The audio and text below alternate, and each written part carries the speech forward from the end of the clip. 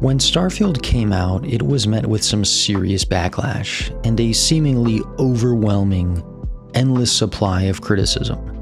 And I know that at this point Starfield is old news, so before you click away, don't worry, this video is not about Starfield. It's about some of the criticism it and many other games have received. After it came out, there was one point of criticism in particular that came up in a lot of reviews and streams that I saw, and I watched a lot, certainly more than I needed to. That point of critique was often made using a certain phrase or saying, and if you've seen any reviews on Starfield, then there's a good chance that you know what I'm about to say, as a significant number of reviewers seem to have developed a hive mind of sorts as they collectively reviewed Starfield because so many of them used the same phrase when describing it, that being, wide as an ocean, deep as a puddle. Which I'm not saying isn't accurate or applicable to any extent, but a lot of the criticism that followed the use of that statement just didn't make sense to me. It didn't sit right. Starfield offers a lot. It claims to have over 1,600 planets that you can explore. It has base building, item crafting, weapon modding, shipbuilding, and those naturally directly impact some of the other gameplay systems. Space combat, melee and ranged combat, and the relationship system. There are more systems and mechanics in the game, of course, but these specifically all share one thing in common that I want to focus on. None of them are necessary. You can quickly and comfortably complete the entirety of Starfield's main questline without doing any real exploring, without ever modifying your ship, modifying a weapon, building a base, and if you really wanted to, you could completely avoid either ranged or melee combat. And you could, for the most part, ignore the relationship system as well, selecting only dialogue options necessary to progress the primary narrative. The fact that you get a ship by itself negates any need to build a base or buy property, so some of the elements from the main questline have the potential to remove any incentive to engage with some of the optional content. Now, there's a key word at the end of the last sentence that led me to the confusion on the criticism Starfield received. Optional. A lot of reviewers were complaining about the base building, weapon modding, and shipbuilding, etc. as pointless because you didn't have to do it, because you could beat the game without it, and because it didn't impact anything else, making it shallow, hence the puddle comparison. My only thought in response to that was, yeah, it's optional. Now, I'm not pretending that's the primary argument against Starfield, not in any review, at least not that I watched, but regardless, I was confused by the complaints directed toward optional content specifically, regardless of how impactful or not it was. However inconsequential, it's still content that you can engage with, experiment with, and potentially sink hours and hours into, depending on how much you choose to interact with it. Therefore, its inclusion should be harmless for those uninterested and a plus for those who are. I personally didn't interact with most of the optional content, but I wouldn't complain about it because it was unnecessary. Personally, I appreciated that it was optional. I just wanted the story. I wanted the narrative, and I didn't want to bog down my playthrough with an excess of mechanics and systems to keep track of, when I was perfectly content seeing the story unfold without much else surrounding it. Show me the story, introduce the characters, send me to the main points of interest, and show me the big set pieces. And if after all of that is done, I want to see what else there is on offer, I'll check it out to whatever extent that I want to. I appreciated being given the option.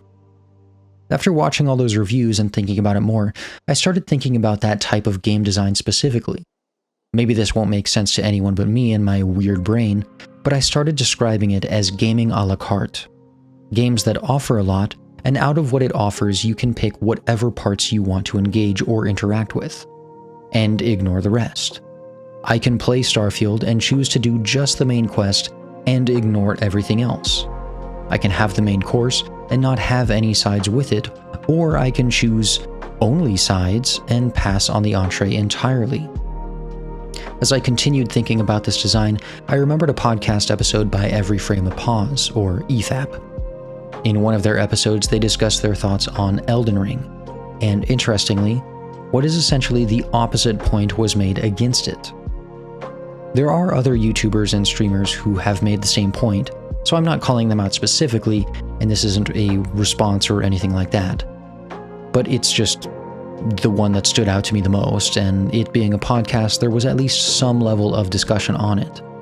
That point, and one of the primary arguments against Elden Ring in its entirety, being the inclusion of spirit summons. For some reviewers, despite being optional, it wasn't enough to just not use them, because the problem was their inclusion in the game in the first place.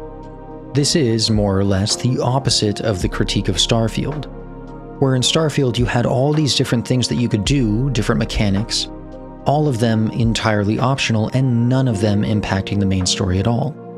While in Elden Ring, there is one specific optional mechanic that, if you choose, it can drastically impact the experience.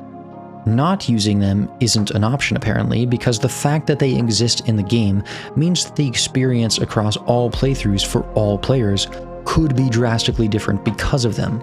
Much of the critique against spirit summons in Elden Ring made direct comparisons to Dark Souls, in which everyone's first playthroughs would look relatively similar due to a more restricted offering in terms of builds. That's not to discount build variety or co-op as another differentiator, but when the rest of the variety comes from in-game items, and many of the more powerful builds requiring external research or multiple playthroughs, that means the average first playthrough of all players is going to look relatively comparable, or perhaps just within a tighter bell curve of experience. With that, the fingers pointed at Elden Ring were because someone using spirit summons could potentially have a drastically easier experience compared to someone who didn't. At launch, some of the spirit summons were capable of completely, or at least coming very close to, single-handedly defeating some bosses. The Mimic Tier, depending on the player build, and Black Knife Tiche, just to name a couple. One player could choose to not use summons, and as a result have a great deal of challenge, while another player who did use them could mostly breeze through a significant portion of the game. Once more, I will highlight that spirit summons are optional. At no point during the main questline of Elden Ring is using a standard spirit summon a requirement. Another instance of this, one that's a bit more straightforward, is a critique of the game Biomutant by YouTuber Dreamcast Guy. In his review, he makes the point that the game begins with a certain tone, that being brighter and more positive, with its vibrant world and cuddly, albeit dystopian, characters, as you are essentially tasked with putting the world back on track after a global catastrophe. However, he goes on to note that there are multiple endings due to the inclusion of a morality system, meaning there are good and bad endings. He questions the inclusion of the morality system while critiquing the bad endings and ability to commit certain immoral acts in the game because the beginning had such a positive tone. He essentially says he would have preferred a more linear story without bad endings as an option, or at least a narrower range of endings, and for the bad options to be scaled back, completely ignoring the fact that there are many players who appreciate the range and variety, and similarly ignoring the creativity and additional development time and requirements needed to include such variety in the game. We now have three very different examples of critiques against optional content in games. One saying there's too much content that doesn't impact enough and is essentially pointless because of that. Another saying that one optional aspect is too much because it can impact too much. And another saying it's possible to have too much variety and too many options because it may conflict with the presupposed or established tone. Now, I wish I had a grand and definitive conclusion or statement about how much content is the right amount or what should or shouldn't be included in games, but unfortunately I don't.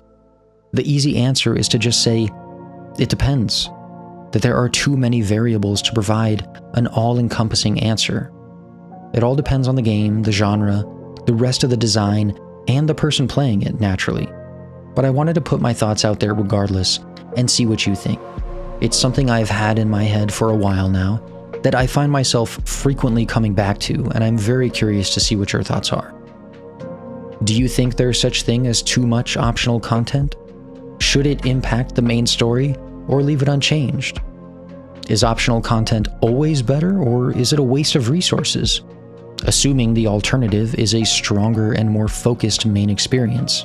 Or maybe there's never enough optional content, and you regularly find yourself finishing games wishing there was more. I have trouble answering some of those questions myself too, as I go back and forth preferring very focused, more linear games and more open worlds with a lot of options. One day I'll prefer the more linear Dark Souls, and the next day I'll prefer the openness and variety of Elden Ring. Similar to how I find myself confused when optional content is critiqued so heavily.